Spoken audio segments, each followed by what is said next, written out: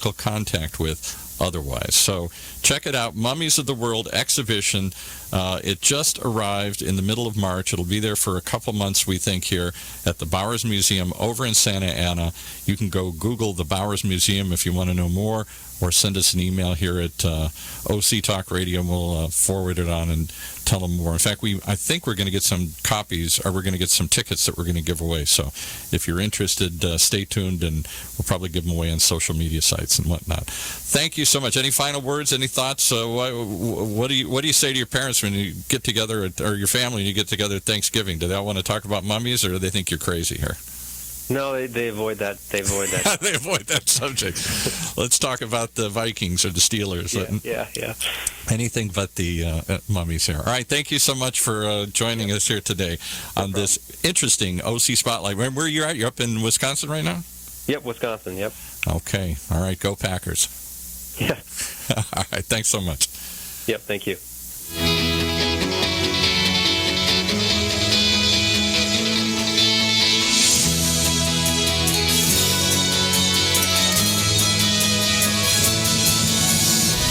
You've been listening to another example of the OC Spotlight, the only place where we get to shine a light on the most amazing people doing the most incredible things right here in your own backyard. Brought to you by Orange County's only community radio station, octalkradio.net. When you use the Premier Rewards Gold Card from American Express, the rewards points can keep on multiplying. Buy 3 with triple points on airfare. Buy 2 with double points on gas and groceries. And a single point for pretty much every other dollar you spend on the card. Then, start choosing from over 1 million rewards to redeem all those points. Apply today and the annual fee for the first year is on us. Call 1-800-AXP-GOLD or visit AXPGold.com. The annual fee for the card is $175. See terms, conditions, and restrictions at AXPGold.com. You are listening to the Critical Mass Radio Show, Orange County's business talk show, focused on exploring topics of interest to CEOs who are leading middle market companies. With your host, Ric Franzi.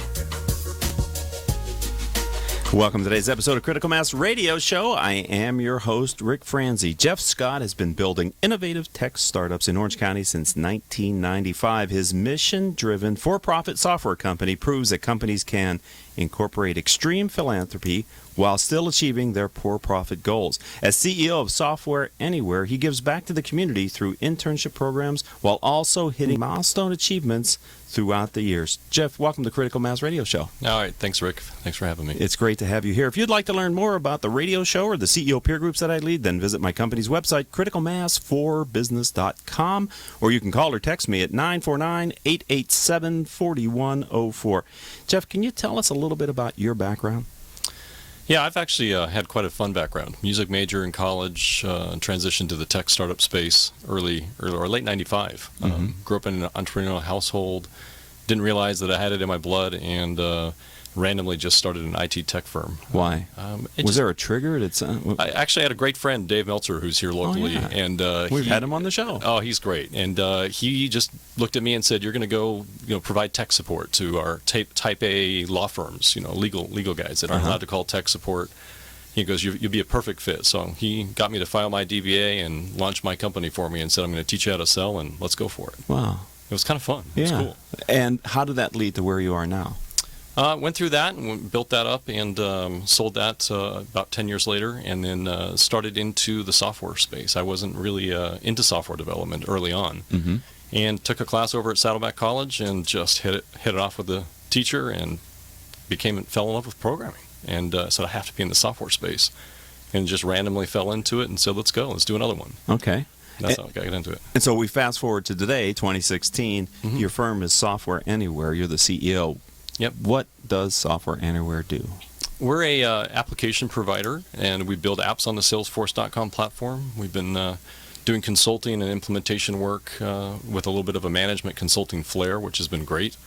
So we hide behind that tech firm, kind of feel, and get to go in and do a complete overhaul, top to bottom, with these startup companies and companies in trouble. So that I think I heard two things. So let's step back for a second. Salesforce.com is a leading CRM software package? Yeah, business platform is known for its sales and CRM package, but it really is a full business platform. Okay. You can do almost anything on it these days. And so when you say you write apps for that, what does that mean to the layperson? We get to build an application that makes it easier to track companies or track activities or plan your day better. I mean, it can be anything you want. You can build on top of it.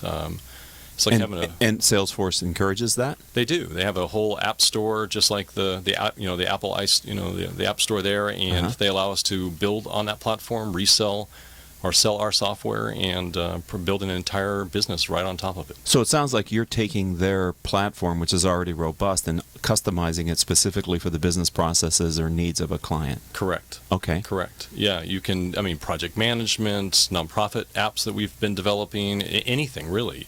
There's a huge demand for it in the open market. I think last year they touted over 80% of small to mid-market companies in the U.S. were using some form of Salesforce.com. 80%? Yeah, it was pretty. I was like, wow, that's a great. That's amazing market share. Household name, right? Right. So great place to be, and just they just promote the heck out of building new companies all day long. And we're not here to talk about Salesforce.com. We're here to talk about you and Software Anywhere. But last question on Salesforce. So has that always been their business model, to have capable partners like you that are making their solutions even more robust? Yeah, it's grown over the years. The partner program has exploded, right? Great from an implementation setup perspective, but they've really made a great run at making this the business platform of choice, allowing companies like us to build free apps, nonprofit apps that we can give away, and for-profit apps. I mean, it's a very robust marketplace. Okay. And they promote the heck out of it, and they really build us up as partners. Could we bang the gong? Is that possible? Get the teachable moment, learning moment here on Critical Mass Radio Show. Thank you. That is a signal that there is a universal learning opportunity. Would you suggest that as a business model, entrepreneurs who can find their Salesforce.com, if it's appropriate in their space, that is a critical success factor to being able to scale, and scale maybe faster than if you were doing it on your own? Oh yeah, by all means you can roll this out and be up and running. And for me, it was a day. I had to put a business platform online. I sold my company the day of the negotiation, and I said, I have to have something. And so I was able to roll it out in a day. In a weekend, I was up and felt like I was comfortable with it. It's that powerful. Wow. Fast forward to today, companies can go live and bring all their business operations, in months, weeks and months, not years and, painful experiences, right? Excellent. It's really cool. We're talking with Jeff Scott. He is CEO and platform architect of his latest firm, Software Anywhere. So I know that you launched an internship program for high school students that also provides for a full college scholarship for full-time students. I mean, why is it important for you as a CEO of Software Anywhere to give back to the community, and specifically to give back to students at this age? So I struggled. So high school for me was a miserable experience. Bored out of my mind, barely made it through, barely graduated. My wife and I both went to San Clemente High School. It was a great experience. We wanted to bring our kids up through that same high school. And academically, it's done well. But for certain groups of individuals, it's not the right format, right? It's not stimulating, or it's a challenge. I watched my son grow up in the same situation. He was bragging that he was beating my GPA, which wasn't a very big accomplishment, by the way. I watched him and some of his friends start developing software and gaming and all this kind of stuff. And I said, God, this would be great to bring them in, put them shoulder to shoulder with a senior engineer, and start teaching them how to do this stuff. And they just latched onto it. I saw incredible growth, creativity from them, but at the same time, they don't take risks. So I got to see things that my staff wouldn't have normally done. And see how they're actually interacting with the software, right? They're not worried about the boss yelling at them. They're just enjoying their job. Right. So I've got, we started with 4 kids in the program, and 2 have stayed on now permanently. And we've got another 15-year-old on staff that's just an up-and-comer doing really well. So we have about a minute left, but I want to sit on this till the end of this segment. So these are part-time employees that they're part-time 1099 contractors. They're on payroll. They're on payroll. On payroll, part-time employees. During the summer, they can work as many hours as they'd like. And then after high school, they can stay on with us. And we've started to lay out a really unique program where they can go to Saddleback for a 4-year period, working full-time, getting Salesforce certified and building a career, and then move on to Cal State Fullerton, and we pay for the entire thing. Wow.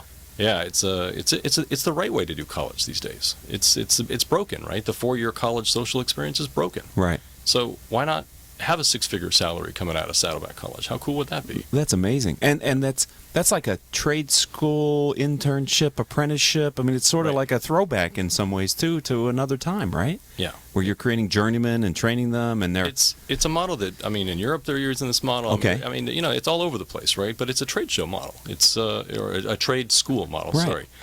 And these kids are brilliant communicators by the time they come out of high school. They're able to talk and speak and really present, process, and engage people. They're not glued to a phone. They're really just enjoying what they're doing. So where do you? We're going to have to wrap this section Yeah. up, but where do you see this program going within Software Anywhere? So we're actually doing something unique. We're partnering with Big Brothers Big Sisters Orange County coming up here, and we're going to go ahead and bring kids out of their program, their mentoring program, and feed them right into our new program. Wow. And really focus on the kids that need this kind of opportunity to make it. So, in your experience, investing time and money, because this is obviously takes a piece of your focus away from other things in the business. Right. Would you suggest to other entrepreneurs and business owners in Southern California that they learn from your example? And It's a great model. I mean, we're paying them what they're excited about, right, is above minimum wage. They're enjoying what they're doing, and it's like an onshore model. We're actually billing them out, making a profit, and Made in America. Yeah, and it really is. It's created a new economic, scale for us to actually create revenue, and we're quite profitable on their time. Are you sharing this knowledge in settings that people could learn from? I mean, are you being invited to talk by any SCORE or any organization that people could learn? We're just starting to bring the program out in the open Okay. and getting asked to get out and speak more about this. But yeah, we're publishing the whole model here coming up on our website, the entire curriculum, how we're going to align their schooling. As they take an accounting class, for example, they'll report to my CFO during that time. So we're tuning the work curriculum around this, and we're going to publish the entire model. So, ladies and gentlemen, we're going to take a short break, but when we come back later in the second segment, we're going to have Jeff give his contact information, so you want to continue to listen. If you're listening to us live on octalkradio.net, don't go anywhere. We'll be back in a minute or less. And if you're listening to us on iTunes or Stitcher or one of the other podcasting services, hold on. We'll be right back after this word from our sponsor. Richard Franzi is the author of 2 popular business books for CEOs. His first book, Critical Mass, The 10 Explosive Powers of CEO Peer Groups, was the first book ever written on the secret value of CEO peer groups. His second book, now with newly updated information, is Critical Mass, The Power of CEO Guiding Principles. Richard's books contain powerful information to help CEOs running middle market companies gain valuable insight to improve their decision-making skills. Richard's books are available as paperbacks or Kindle versions from Amazon.com. To find them, type Richard Franzi in the search box. Welcome back to this edition of Critical Mass Radio Show. I am your host, Ric Franzi. All of our shows can be heard anytime on iTunes, Stitcher.com, Spreaker.com, several hundred former guest websites whose CEOs have appeared on our show. Since we started in 2009, our show has reached over 190,000 listeners. Simply type in Critical Mass Radio Show in your podcasting software to receive weekly show updates and great content like this. We're talking with Jeff Scott. He is CEO of Software Anywhere. Previous segment, we were talking a bit about the internship program. I wanted to change my focus a little bit and ask you, what's a current challenge that you're facing in scaling your model, and what are you doing about it? Can you share a little bit? We've this last year has been the most exciting. Probably, I told you, I think before the show here, this is the happiest I've ever been as an entrepreneur. All the years of doing this, it's just been incredible. But in hindsight, we transitioned an entire consulting practice, converted it into a software company, and actually achieved our $10 million giving back milestone in the same 12 months. I'll never do that again.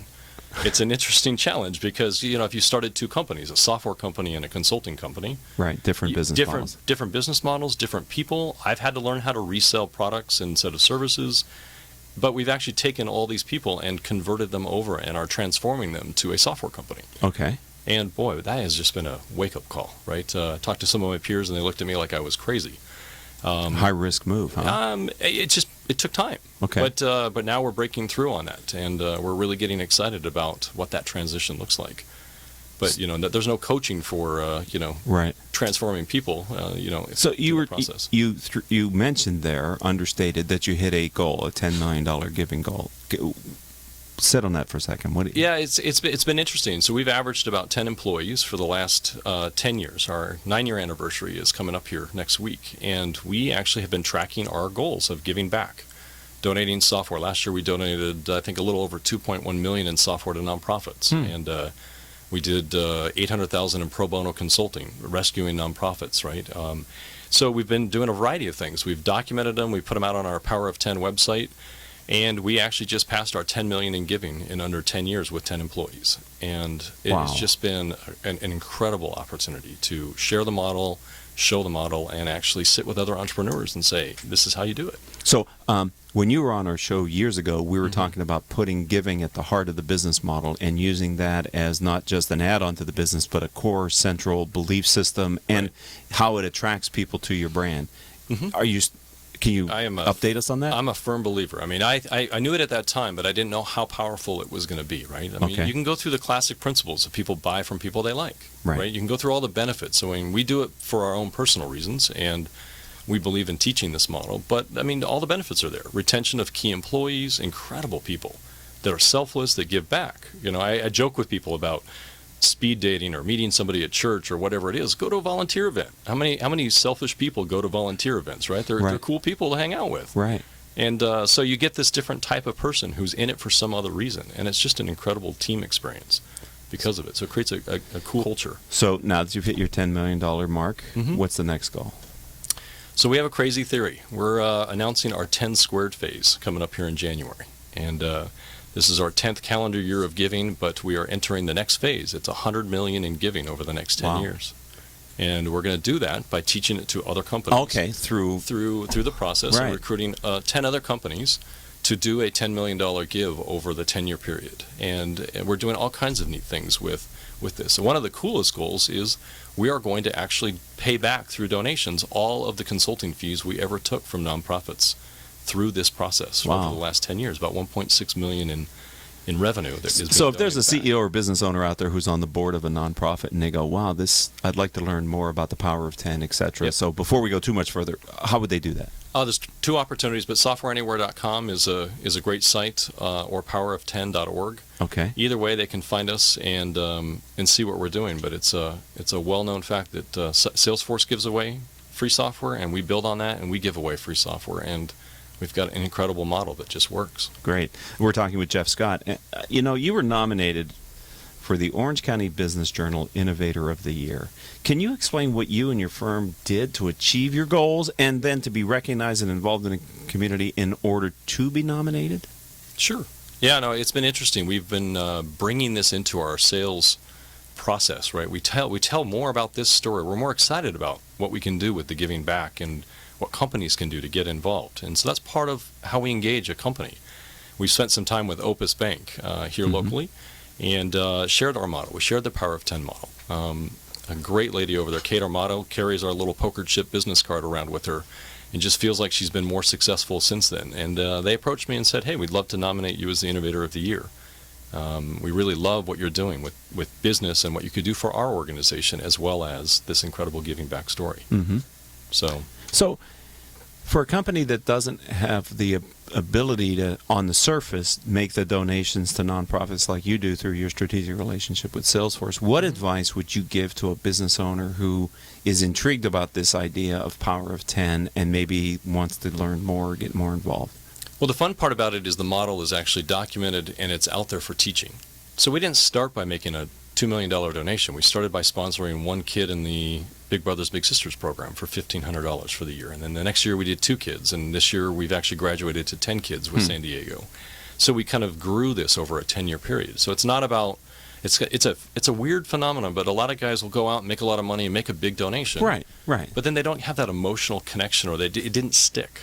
And they don't come back and give again for quite some time. And I've always been interested to talk to those guys for whatever reason. So it's a model where you can kind of grow into it year over year. Maybe you package 10,000 meals for hunger, or maybe you sponsor a kid in the Big Brothers program, right? It's a great, tangible thing that you can do and actually have an impact that you can relate to very quickly. So the model that you can learn from in this is well set in stone so that you can build this inside of your company, not tax the organization, weave it in over time into your brand and your story, and grow because of it. And the And that all makes sense. And it sounds like to me your business model gave you the additional opportunity, which is to put the giving right in the middle of it, because you're able to donate product and services for which you charge for outside of your charitable aspect.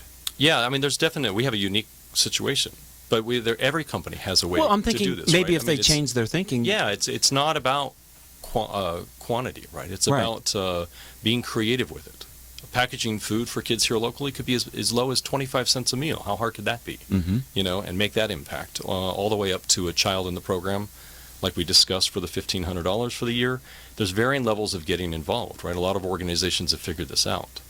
But it's something that's interesting that you can extend beyond your own company. Your clients want to get involved. Your customers want to get involved. Right. And I think if the CEO or president could walk their shop and go, what do we do that we might be able to offer to the nonprofit community as a service or a product that we're selling on the streets, and put that giving in the middle of your business, because it's your mainline business. We're making widgets, but we donate X widgets to this cause because they need them anyway. They would have had to buy them or get a donation of them. Right. And then it becomes truly a part of your culture, right? It's not just we give because it's a good thing for the community and you kind of bolt it on because you have the wealth to do it. It is the business is able to do this because we're successful.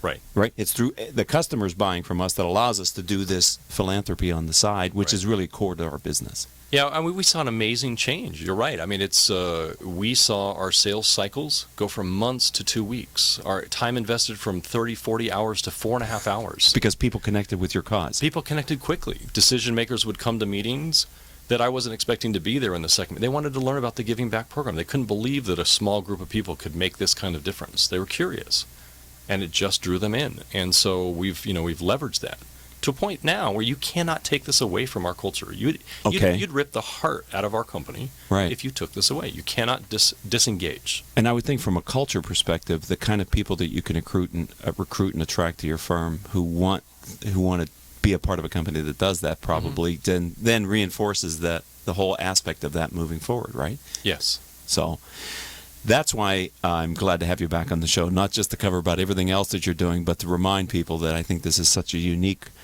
perspective. And you're right here in Orange County. People should be, I would hope that some of our listeners who are local in Orange County, but probably anywhere across the country, right? You're open to help anybody who wants it. We've been doing this all over the U.S. It's been incredible. It's not just here in Orange County. We spend a lot of time teaching here, but we love it. There's no boundaries with it.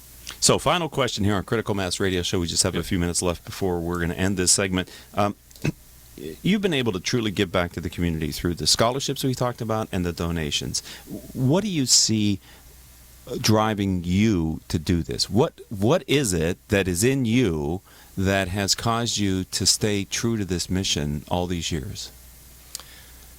That's a tough question. I mean, it's a complex question, right? Because everybody does it for different reasons. Some people do it for marketing purposes. Some people do it because they just needed something. For me, that's what it was. I needed something to be more fulfilling and not just wake up every day and go try to make $1. You know? For me, I measure a day simply by a failed day is an opportunity missed to help somebody, to do something. I regret when I've missed that opportunity every time. I consider that a complete failure. And for me, this is just a passion that just got ingrained and it's permanently there. I can't let it go. So you obviously had goals because you set a goal of $10 million and you wanted to achieve that, which is a pretty lofty goal, frankly, right? Congratulations. It was late stage, but it came. Along the way, we figured out what we could do. Right. Sure. Did you, when you first wanted to start doing this, helping the first child, doing the supporting them, did you think you could be here today at $10 million, or did that sort of... Oh, I had no clue. Okay. So for the other people that are listening, you don't have to say, I want to do the same thing and have $10 million. You just start with one. You start small. I have this philosophy on life called 1-5 everything else. I teach it all over the place. Okay. You start with one element or one thing or something and just get that under control and get momentum started, right? And then you take on a few more things. And then you just conquer, everything else just comes behind it. So every journey begins with the first step. Yeah, just a big first step, right? Okay. And you're there really not only as Software Anywhere as a for-profit company, but you're there to give back to other companies who have like-minded CEOs and presidents. Yes. Yeah. We've offered discounts on our services to get other companies to donate. We've tried every creative thing under the sun to bring in, finding activities. And my biggest passion right now is teaching kids starting at the age of 4 about volunteerism. Wow. It's hard to find an activity where they can do this. But like this August 27th, we're packaging 200,000 meals, 100,000 going here locally to FAM for kids right here in Orange County that are hungry. But my 4-year-old daughter can do this, right? Or my kids, as they've grown up with this, Right. can take advantage of this. Well, that's a whole other benefit of doing this is what the kids observe and how their value system that gets built off of this. Right. And final question, this to me sounds like something that could really be embraced by millennials as well. It is. I've seen some really neat things with millennials, right? And people often ask, why? How do they work at your office? They're not on Instagram. They're not texting. They're not doing this stuff, right? Because we have kind of a more traditional feel to what we do. But these are the types of activities that put all those devices down, stick people in front of people, and get them engaged with what that impact is, right? That kind of thing. And so it's a teaching opportunity, right?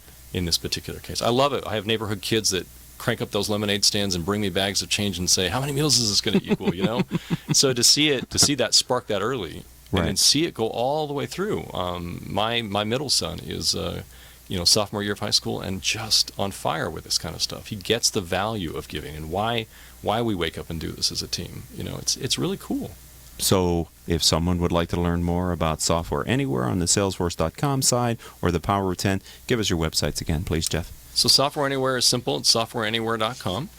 And the Power of 10 site is found either there on our Giving Back link or powerof10.org, powerof10.org. Well, thanks again for being a friend of the community. It's great to see you. I really appreciate the time you've given and the work that you're doing and all the things that you're involved in here, not just in Southern California, but across the country. Thank you, Jeff Scott. All right. Thanks, Rick. All right, ladies and gentlemen, we're going to take a break, and we'll be back with more here on OCTalkRadio.net after these words from our sponsor. If you are an Orange County business executive, this message is for you. Do you ever feel isolated with no place to turn for advice or feedback? Who holds you accountable to your commitments in your company? Where do you find the right resources to help you and your company grow? If you have these questions, then Critical Mass for Business might be the answer for you. Critical Mass for Business is committed to helping you make better decisions. These are groups of peers running businesses just like you, providing a great sounding board to test ideas and concepts, review plans and goals, and present issues and opportunities for discussion. The result is improved strategy, accountability, people, and execution skills. If you are interested in learning more, go to www.criticalmassforbusiness.com and learn more about our executive peer group.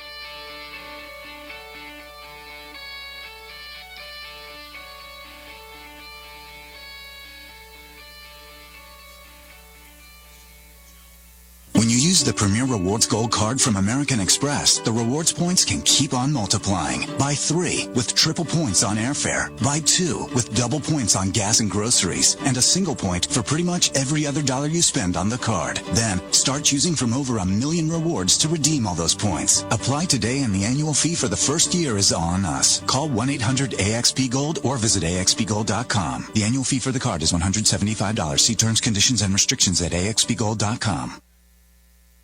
Do you want a free analysis of your inbound marketing?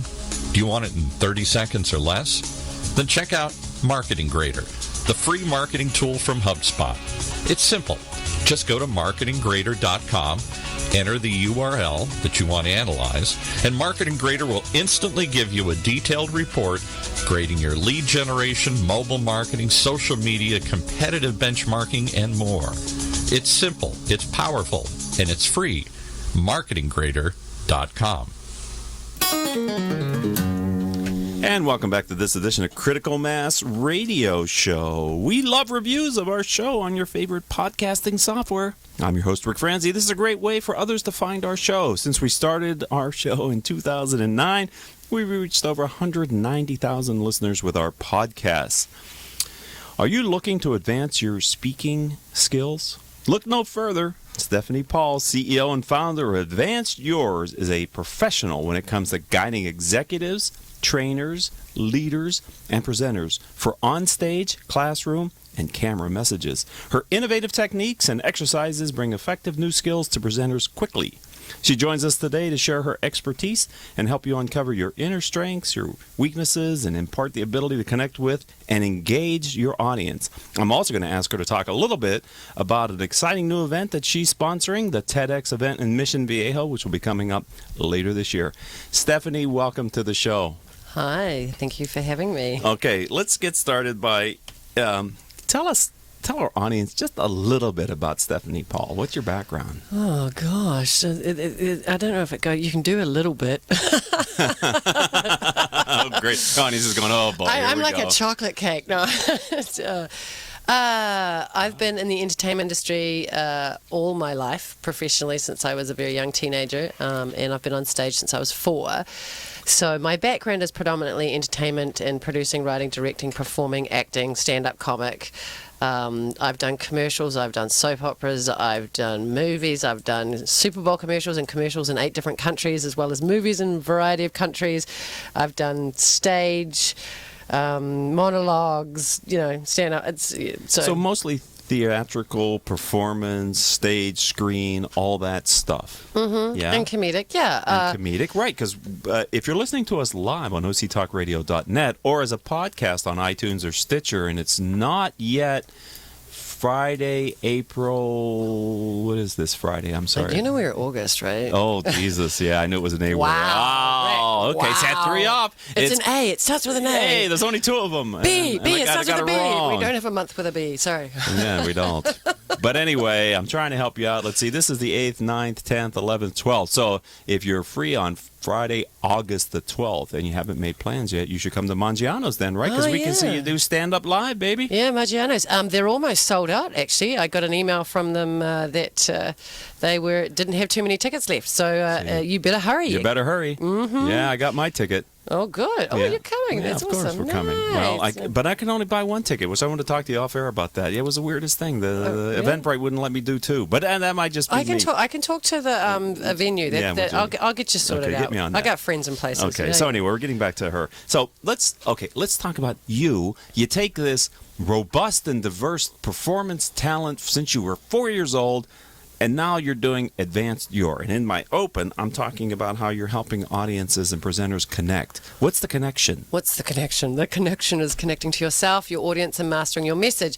There's a lot of people out there that coach all about, what to say and how to say it. And the thing that I don't believe in is that power position on stage, which doesn't exist in my world, because even people in wheelchairs that can't move across the stage and into the centre and over to the left can be powerful and present a very captivating, engaging, and very connected, conversation with the audience, whether that be stand-up or whether that be something serious or whether that just be like a TED Talk, for example. I have been involved with the TED community for the last 3 years, so some of my I suppose you could say coaching, cutting of my teeth came through there, but I started my business 5 years ago, and I saw that there was a need, especially in the tech industry, where you've got a lot of people who are very good with communicating about their product in the sense of what it does. And if you're not am I allowed to say the word geek? It's not like a swear word, really, is it? Not in this country, no. Yeah, okay.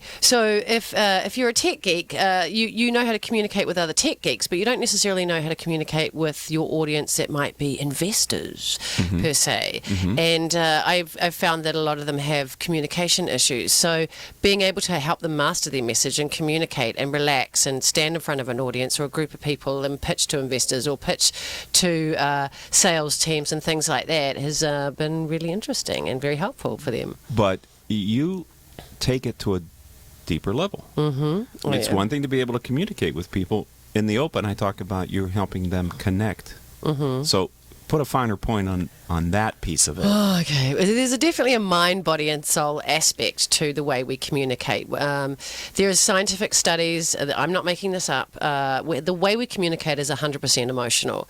So there's your limbic brain, and that's that part of your brain that's not logical or reasonable. So it makes your decisions for you, believe it or not. Right. So when somebody says to you, hey, don't take this personally, that's what we call BS, I believe, in America. Yeah. And we do take things personally. We do communicate emotionally. So things affect us. this. And if you know how to communicate emotionally with another person versus, so that's essentially, one could say, okay, you take your connection with your heart, your soul, your passion, whatever it is that you want to share.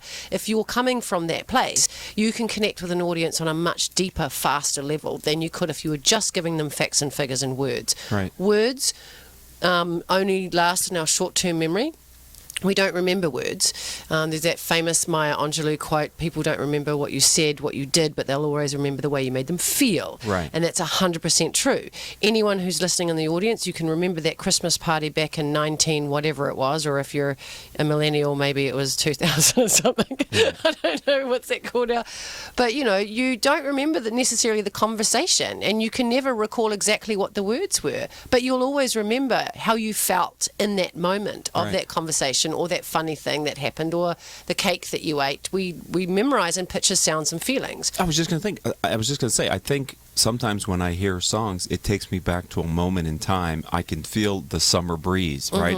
It's the whole experience that stimulus brings back to me. Yeah. So, and that's how our bodies communicate. It's not, I didn't make this up. It's how our bodies communicate. Are you sure? Yes. Neurologically, laughter is the most contagious behavior that we have, which is why it's really important to have humor in your presentations. People say, oh, I'm not funny. But I tell you what, there's not one person out there who's listening that hasn't made someone in their family or a child or a friend or a group of people that you know laugh at some point because you've done something silly or said something silly. That'd be really sad if there is somebody out there who never made anybody laugh, chuckle, or giggle, huh? They might have paralyzed lips. I don't know. But I mean, a functioning individual, somebody finds them humorous. Yeah, so it's just a technique that you have to learn. You don't have to become a stand-up comedian to be able to integrate good, engaging humor in your everyday presentations, pitching, or communicating. But are you saying that the things that you've honed and learned over the years of live performance and acting is part of what you bring into your sessions with your business clients to help them connect with their audience? There is an aspect of that. I've done thousands of classes over the 20-odd, I'm not even going to tell you how old I am, years. And what I've done is I've condensed. I've always been a coach by nature, maybe because my father was a professor at university and my mother was a school teacher. At some point, that's, on cellular level, it's in my blood. So I've always been interested in the coaching aspect. So whatever class I've ever been in, I've always taken notes. I have a ridiculous amount of notebooks and curriculum that I've kept over the years. I've taken what really works. I've watched in hundreds of classes what doesn't work and what does work, what techniques work with people. I've condensed that and I've sort of wrapped it up so I can teach people who aren't necessarily in an entertainment industry, but they understand it. So, I mean, I communicate very differently with my clients than I would with an actor per se, or a stand-up comedian. I use different terminology. I use things that they would understand. I don't use industry speak from Hollywood. I make it work for them, and sometimes my clients teach me amazing things. Every client, we're all humans and we have similar aspects. We all want, love, touch, food, sleep, all those, water, whatever. And not in that order. Not necessarily in that order, but But we process differently and we learn things differently, and I have to work sometimes. There's an umbrella aspect that I can teach, but generally, to expedite things, I have to be able to work with people individually and understand where they're coming from and what level of confidence they have. Because if you're not challenging yourself, you're not getting up on stage and doing a better job. You've got to practice. Right, because it would seem to me that if you're nervous or not, you're not true to yourself, you're not going to vibrate right to connect with the audience, right? I mean, somehow you need to be totally comfortable. You've got to be vulnerable. There you go. There was a study done at UCLA. They were looking for what makes us likable.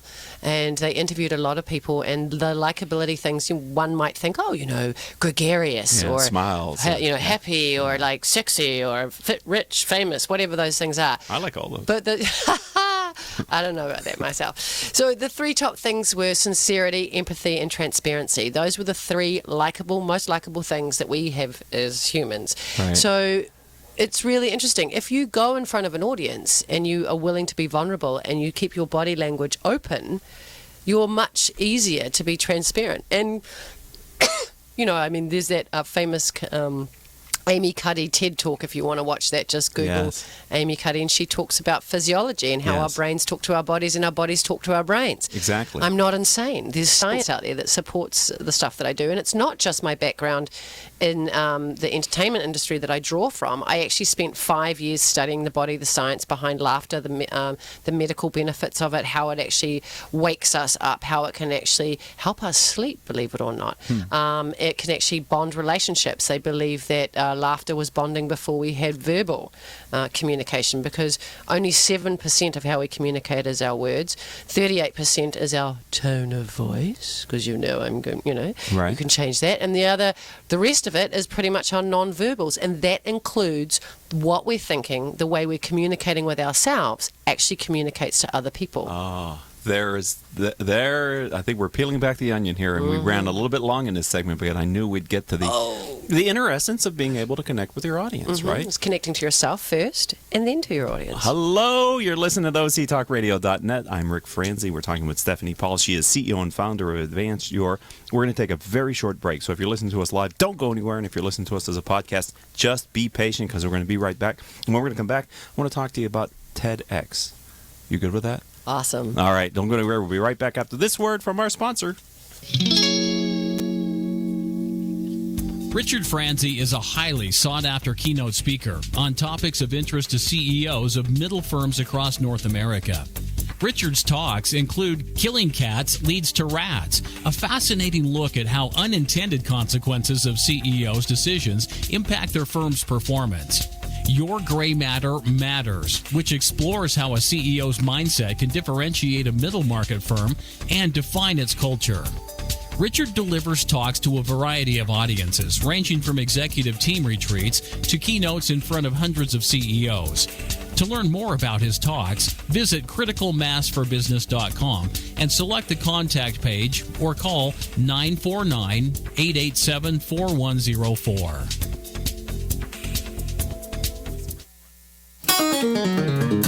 Hi, this is Ric Franzi. What am I doing? Welcome back to Critical Mass Radio Show. I'm totally lost here. We're having too much fun. Stephanie and I anyway, I am Ric Franzi. You're listening to this edition of Critical Mass Radio Show. A great way to stay informed about our great guests is to sign up for our weekly newsletter. Simply go to criticalmass4business.com. At the bottom of any page of the website is a Join Our Mailing List box. Simply type in your email address and hit subscribe, and you will start receiving our weekly, just one time a week, newsletter with information about our upcoming guests and guest special insights from me. All right, Stephanie, let's talk about your decision to be a sponsor, No. organizer? What are you? I'm the co-organizer / producer of the entire event. Okay, and the event is? TEDx Mission Viejo. And I'm proud to say we just launched our website about 10 minutes ago. See that just in time for the live show. Yes, which is TEDxmissionviejo.com. Okay, and why is that important? Why is it important? Because it's taken us a while to get it together. Okay. Do you know how much detail goes into really doing a website? It's phenomenal. And when you've got a team of people and you've got, 15 speakers and you're trying to gather their bios and their headshots, and they're all really busy people because, they're in their own right, quite remarkable with the things that they do with their lives. And it's like herding cats, to be honest. So why did you volunteer to be a co-organizer, whatever? I wouldn't say I put my hand up very quickly. Okay. I was asked by our organizer, Scott Shire, who's the licensee holder of the event, if I was interested in coming on board, because he knew that I'd been involved in other large Orange County. I was with Orange County, Orange Coast, TEDx, and I coached about 15, 16 of their speakers. And then last year I went to Iran and coached a big international TEDx where we had speakers fly in from all over the world, and I coached about 20 of them. We had about 30 speakers, and I got to host on stage too. Okay. So you said yes. I said yes. And my background, even though it's in the entertainment industry, I have been involved in live events, helping produce and direct and choreograph and all kinds of stuff in my youth. So it's really just organisational skills, and I'm blessed, heavily blessed, to have the small team that I have right now, which I'm trying to build. We would love more volunteers to come on board. the website is just launched, and you can actually go to the website and I think it's become a volunteer. It's get involved. You want to click on the get involved part. There's a drop down to become a volunteer, apply for the scholarship. We are giving away scholarships for 13 to 25-year-olds. All they have to do is write us an essay, and the winners get a free ticket to the event. Okay. What's the ticket cost? What's a ticket? $100. $100. Most students don't have $100. No, I'm paying. Well, it is Orange County. Well, no. Parents have credit cards. No, there's a tale of two counties here in Orange County. That's very true. Is there a focus theme for the TEDx Mission Viejo event? There is. Okay. It's perception, and because most of them have a theme, right? I mean, yes. Do I understand that right? That so it helps you to align your speakers and your messaging and your content and attract an audience if they're interested in perception. Is that something you and Scott got to pick, or is that something that comes from on high? Scott and I talked about it, and that was something that we chose together.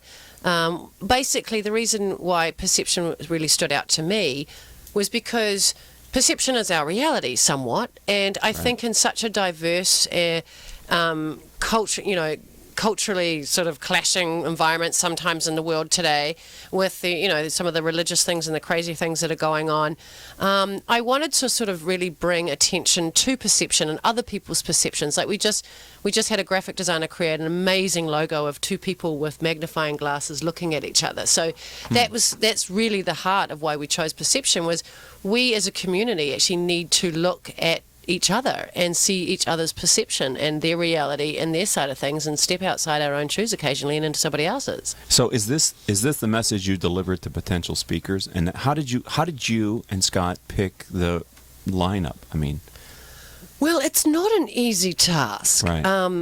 My sense is a lot of people would like to be a speaker at TEDx. Oh, yes. I had a lot of hands raised and a lot of phone calls and a lot of emails, and, this is on my bucket list. Is that not a good enough reason to pick them? Well, you know what? I asked one of my mentors, and I said, before I started this event, I said, what is the number one piece of advice that you would give me about helping choose speakers? And he said, don't pick somebody who wants to be a speaker. Wow. And I want to explain that, because I think all my speakers want to be speakers. Yeah. But it was more about finding the diversity that is in our community. I really strove hard to stay in and around Orange County. Other events that I've been involved in, I had famous people fly in from New York or San Francisco or something like that. I really wanted to look at what do we have in our community? What interesting people are doing amazing things in our community that we have no idea about? Okay. And the diversity within our community. So when I sort of sat down and I really started thinking, well, who do I personally know that I know is doing amazing things, or I just know their story, because it really comes from your story. So the things we looked at was, what is the background, and what have you achieved? Now, when I say achievements, I don't necessarily mean accolades and awards and things like that. It's like, what have you achieved that's changed your life, changed your perception? Okay. Those are some of the things that I was really looking at when I interviewed people. But the first person I thought about was a young guy called Tristan Weber, and he's just turned 16, and he's just been accepted onto the USA men's national soccer team. And for a 16-year-old, that's huge. Since the age of 12, he's actually been playing internationally against teams like Chelsea, Newcastle, England, Spain, Barcelona, and he's from San Clemente. Wow, look at that. And he's an amazing young kid. I actually remember him being about 5 or 6 years old, just glued to the television watching soccer, eating cereal, and his parents never pushed him into it. When I interviewed him and I said, at what point did you realise that you wanted to become a professional soccer player? And he said, well, I always wanted to do normal things, like, maybe be a teacher or a fireman or that sort of stuff when I was little. But when I was 9, the ripe old age of 9. When I was the ripe old age of 9, I decided I really wanted to do this professionally. And I said, and how did you go about, changing that at the age of 9? And he said, well, I approached my coach and my father, and I said I wanted more coaching. I knew I wasn't as talented as some other people, and I wanted to get better. And he lives and breathes and sleeps soccer, and that kind of dedication is one of the things that I'm looking for in my speakers and my team. Is like, what do you want to share? How do you want to show perception, and what do you want to get behind? And those are the sort of people that I looked at. And we've got an artist who deals with. She puts science and art together. We've got a poet who struggles with OCD and Tourette's syndrome, and she's incredibly creative. We've got a two-time Pulitzer winner and Reuben winner, which is kind of like the Oscars for writing. We've got a scientist who has invented a steam machine that could change the face of energy and how we use it. Wow. We've just got some amazing people that are right here in Orange County. And when is it? It's October 14th, 2016. And it's in Mission Viejo somewhere? It's in Mission Viejo. We're very, very happy and glad that we have the city 100% behind us, and we have the city chamber. City Hall is where we're holding the event, and they've been amazing in supporting us. It's going to be, if you can't get a ticket, because we are limited to seating. That's what I was going to say. How big of an arena? It's 155 seats. Wow, it's not very big. But that includes our speakers and our sponsors and our volunteers. So that tickets will sell out fast. And but we are going to be broadcasting live to Mission Viejo Television, so if you can somehow tune in there. We're hoping to broadcast live on OC Talk Radio, but we don't know about that yet. Okay, yeah. Stay tuned. We need to talk to the producers, yes. And we have a Facebook. Please like us. Just go to Facebook, and it's / TEDx Mission Viejo. We have a Twitter account. Like I said, our website's live. We're going to be doing interviews. We're going to be doing videos. We've got a whole bunch of stuff, social media. We really want people to get involved and come and join us. If there's somebody listening who might want to attend but also may want to be a sponsor, are there sponsors? Yes, we do need sponsors. And what would that be? We have a sponsorship package, so there's a variety of things that they could offer in sponsorship. Anything from in-kind to whatever their product, especially we'd love some restaurants that might want to bring some food tastings and things like that along, because we do have an exhibition hall. Okay. We are going to have approximately 30 tables that we can give to those types of people for free. That's part of the sponsorship if they want to come and show their products and things like that, but we'd need to talk to them. And we're looking for some musicians who might want to play some, like a nice little 3-piece jazz band outside on the grass would be really awesome if you're listening. Okay. Something like that. Put it out there. Because we want some experiential stuff as well. We're also looking for an artist who might be interested in doing something on stage in a 15-minute gap. With a different perspective that switches maybe by the time they finish it. We could sort of add some music to that, or a violinist or something, just during one of the breaks. So this is, if I remember correctly, this is kind of a thing that starts at midday and goes into the late afternoon, evening. Is that right? Your registration will open at 10 a.m. And then we're going to have the opening ceremony at 11, and then the doors, and then you can go into the exhibition hall, and then the doors to the actual event open at 11:30, and the event starts at 12, and it'll go to 6, and then. We'll sort of have a break from 6 to 7 and change venues, and we're going to have a VIP mixer, so everybody can meet with the speakers and talk to them and get to know them. And well, not everybody. It's a VIP. No, it's a VIP if you got a ticket to the event. Is that it? Yeah. Oh, okay. Okay, then everybody who has a ticket can go. So not only is it the event, you get to talk to the people afterwards. Yeah, and it's also an event where we can thank our sponsors and our volunteers and just do something like that for them. And we think all people that are going to be involved in the event are very special people. Okay. Very important. Tell me again the website. TEDxmissionviejo.com. I could do that in an American accent. TEDxmissionviejo.com. We didn't even get a chance to talk about Iron Sky 2. Oh, Iron Sky 2 comes out in 2017. Yes, for those sci-fi geeks out there, sci-fi comedy, you might know Iron Sky. I do get the pleasure of playing the President of the United States in the movie, and I get to play her again in the sequel, which comes out in 2017. Well, I was just looking at the trailer, and you're like all over that trailer, I'm man. all over that It's trailer. all about you. Yep. Is that true? Well, not the second movie. No, not the second movie. Although they did have a bunch of fans who paid to go and see a rough cut and give them feedback, because their fans are very heavily involved in the making of and the funding. Okay. And the reason why they got the first film funded is because they got their first $1 million from their fans. So they did a very successful crowdfunding. Right. And so they had this screening and they got feedback from the fans, and I heard from a couple of the fans who are Facebook friends of mine. They basically said to me, well, everybody complained that you weren't in it enough. Wow. Because you're one of the favourite characters. So nice. But I did tell the director that since it's sci-fi, I could come back in the third movie as a ghost, but I'm not telling you what happens in the second movie. That would be giving it away. I want to wait to see it. All right, well, we'll have to have you back in 2017 when it drops or is released. All right. Well, thank you for being a friend of the program, a part of our community. I've enjoyed learning about TEDx. There you go, wave to the nice people. Yeah. All right, we're going to wrap this thing up because my engineer and producer is telling me it's time. So I'd like to thank our engineer for today, Paul Roberts. Our producers are Joan Park, Crystal Nunley, and Haley Stern. I'm your host, Ric Franzi. If you'd like to learn more about the radio show or the CEO peer groups that I lead, which I hear are amazing, visit my website, criticalmass4forbusiness.com. And until the next show, I hope all of your business decisions will move your company in a positive direction. Yeehaw. You have been listening to Critical Mass Radio Show Business Talk Show, focused on exploring topics of interest to CEOs who are leading middle market companies. With your host, Richard Franzi.